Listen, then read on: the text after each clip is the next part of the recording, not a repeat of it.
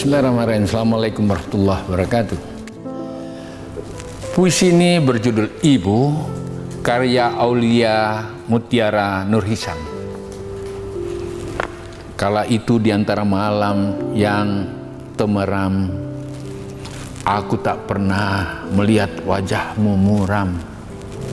Meski kau mengembang sejuta keluh yang kau pendam, kau tetap tenang, membawa rasa tentram.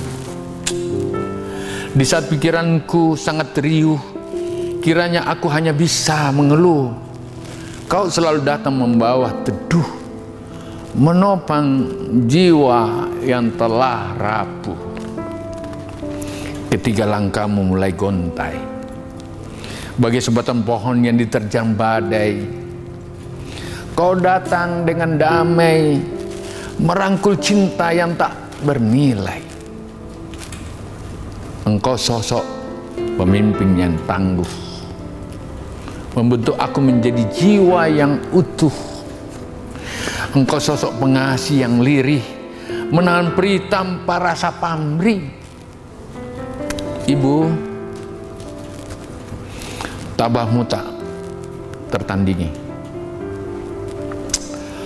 sabarmu tempatku bersanding. Ibu, semoga ilahi selalu mengasihi jiwamu yang selalu ikhlas mencintai. Karya Aulia Mutiara Nurhisam. Assalamualaikum.